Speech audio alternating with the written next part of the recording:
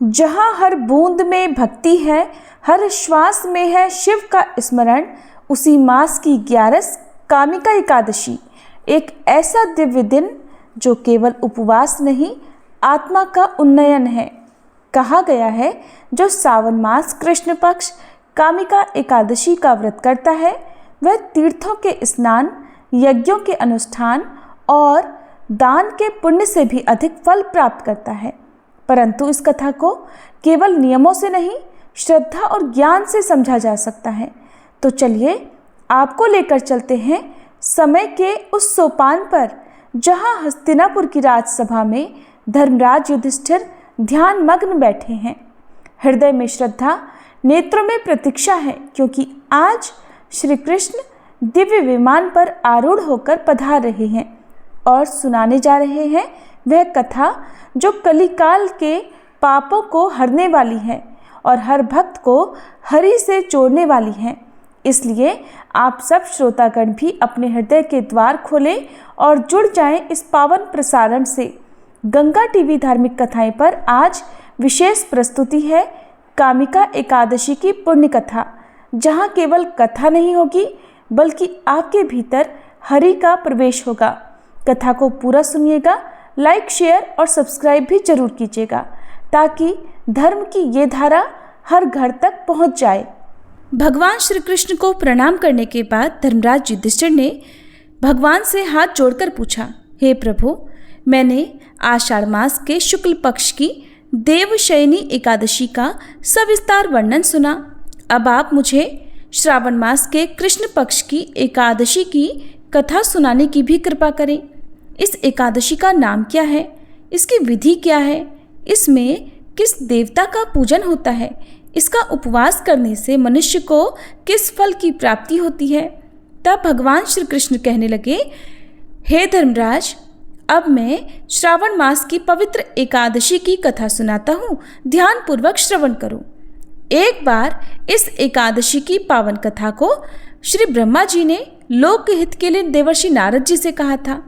एक बार नारद जी ने कहा, हे पितामह, आज मेरी श्रावण के कृष्ण पक्ष की एकादशी की कथा सुनने की इच्छा है, अतः आप इस एकादशी की व्रत कथा का विधान सहित वर्णन कीजिए। देवर्षि की इस इच्छा को सुनकर श्री ब्रह्मा जी ने कहा, हे नारद जी, आपने बहुत ही सुंदर प्रस्ताव किया है। अब आप बहुत ध्यान पूर्वक इसे श्रवण कीजिए। श्रावण मास के कृष्ण पक्ष की एकादशी का नाम कामिका है और इस एकादशी की कथा के श्रवण मात्र से ही वाजपेयी यज्ञ के फल की प्राप्ति होती है। कामिका एकादशी के उपवास में शंख चक्र गदाधारी भगवान श्री हरि का पूजन होता है। जो मनुष्य इस एकादशी को धूप, दीप, नैवेद्य आदि से भगवान विष्णु की पूजा करते हैं, उन्हें गंगा स्नान के फल से भी उत्तम फल की प्राप्ति होती है। सूर्य ग्रहण और चंद्र ग्रहण में केदार और कुरुक्षेत्र में स्नान करने से जिस पुण्य की प्राप्ति होती है, वह पुण्य कामिका एकादशी के दिन भगवान विष्णु की भक्ति पूर्वक पूजा करने से मिल जाता है। भगवान विष्णु की श्रावण मास में भक्ति पूर्वक पूजा करने का फल समुद्र और वन सहित पृथ्वी दान करने के फल से भी अधिक होता है। व्यतिपात योग में गंडकी नदी में स्नान करने से जो फल प्राप्त होता है, वह फल भगवान की पूजा करने से मिल जाता है। संसार में भगवान की पूजा का फल सबसे अधिक है, इसलिए भक्ति पूर्वक भगवान की पूजा ना बन सके तो श्रावण मास के कृष्ण पक्ष की कामिका एकादशी का उपवास करना चाहिए। आभूषणों से युक्त बछड़ा सहित गौदान करने से जो फल मिलता है, वह फल एकमात्र कामिका एकादशी के उपवास से ही मिल जाता है। जो उत्तम द्विज श्रावण मास के कृष्ण पक्ष की कामिका एकादशी का उपवास करते हैं और भगवान विष्णु का पूजन करते हैं, उनसे सभी देव, नाग, किन्नर, पितृ आदि की पूजा हो जाती है। इसलिए पाप से भयभीत होने वाले व्यक्तियों को विधि विधान सहित इस उपवास को करना चाहिए। संसार सागर और पापों में फंसे हुए मनुष्यों को इनसे मुक्ति के लिए कामिका एकादशी का व्रत करना चाहिए, क्योंकि इस एकादशी के उपवास से समस्त पाप भी नष्ट हो जाते हैं। संसार में इससे अधिक पापों को नष्ट करने वाला कोई अन्य उपाय ही नहीं है।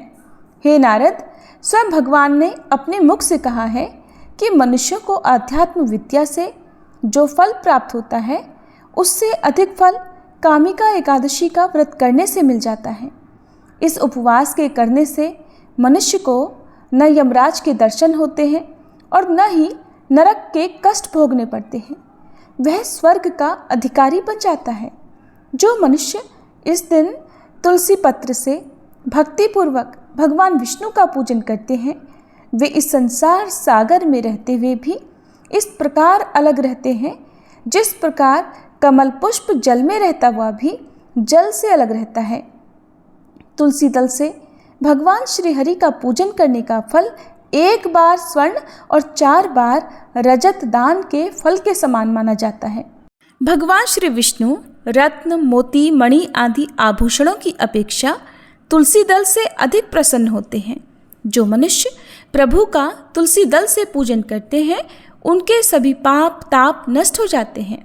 ब्रह्मा जी कहते हैं, हे नारद, मैं भगवान की अति प्रिय श्री तुलसी जी को प्रणाम करता हूँ। तुलसी जी के दर्शन मात्र से मनुष्य के सभी पाप नष्ट हो जाते हैं और शरीर के स्पर्श मात्र से मनुष्य पवित्र हो जाता है। तुलसी जी को जल से स्नान कराने से मनुष्य की सभी यम यातनाएं नष्ट हो जाती हैं। जो मनुष्य तुलसी जी को भक्तिपूर्वक भगवान के श्री चरण कमलों में अर्पित करता है उसे मुक्ति मिल जाती है। और जो इस पवित्र कामिका एकादशी की रात को मनुष्य जागरण करते हैं तथा दीपदान करते हैं उनके पुण्यों को लिखने में तो स्वयं चित्रगुप्त भी असमर्थ है। एकादशी के दिन जो मनुष्य भगवान के समक्ष दीपक प्रज्वलित करते हैं उनके पितर स्वर्गलोक में अमृत का पान करते हैं। भगवान के समक्ष जो मनुष्य घी या तिल के तेल का दीप जलाते हैं उनको सूर्यलोक में भी सहस्त्रों दीपकों का प्रकाश मिलता है। इसलिए कामिका एकादशी का व्रत प्रत्येक मनुष्य को करना ही चाहिए। इस व्रत के करने से ब्रह्म हत्या आदि के सभी पाप नष्ट हो जाते हैं और इहलोक में सुख भोग कर प्राणी अंत में विष्णु लोक को जाते हैं। कामिका एकादशी के इस पावन महात्म्य के श्रवण और पठन से भी मनुष्य स्वर्ग लोक को प्राप्त करते हैं।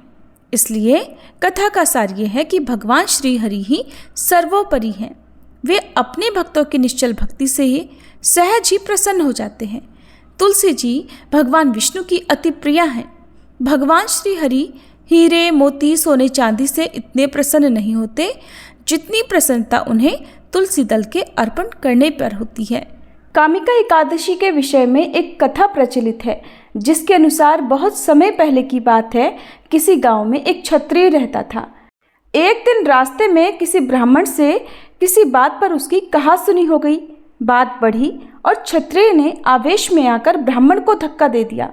दुर्भाग्यवश वह ब्राह्मण गिरा और गिरते ही उसकी मृत्यु हो गई। घटना के कुछ ही समय बाद क्षत्रिय को अपने किए पर पछतावा हुआ।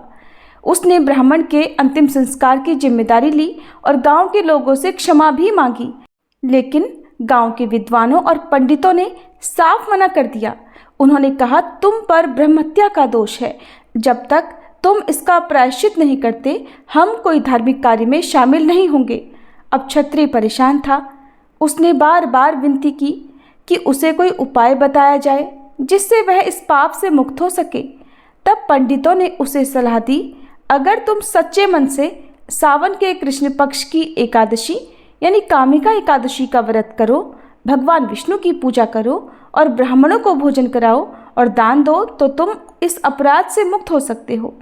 क्षत्रिय ने बिना देर किए व्रत की तैयारी शुरू की। उसने पूरे नियमों के साथ उपवास रखा, भगवान विष्णु की पूजा की, तुलसी अर्पित की और रात भर जागरण भी किया। उसी रात उसे स्वप्न में भगवान विष्णु के दर्शन हुए। उन्होंने मुस्कुराकर कहा, तुमने सच्चे मन से प्रायश्चित किया है। तुम्हारे पुण्य कर्मों और भक्ति से मैं प्रसन्न हूँ। अब तुम ब्रह्महत्या के पाप से मुक्त हो चुके हो। अगली सुबह जब क्षत्रिय उठा उसका मन शांत और हल्का था। गांव के लोग भी उसकी तपस्या से प्रभावित हुए और उसे फिर से स्वीकार कर लिया। कामिका एकादशी व्रत के पुण्य प्रताप से अंत में वह क्षत्रिय भगवान के वैकुंठ लोक को गया। कहा जाता है कि उसी दिन से कामिका एकादशी का व्रत विशेष पुण्यदायी माना जाने लगा। इस व्रत की कथा केवल सुनने भर मात्र से ही यज्ञ के बराबर पुण्य मिलता है और अगर सच्चे मन से किया जाए तो समस्त पाप भी धुल जाते हैं। कथा समाप्त हुई। सभी प्रेम से बोलिए लक्ष्मी नारायण भगवान की जय।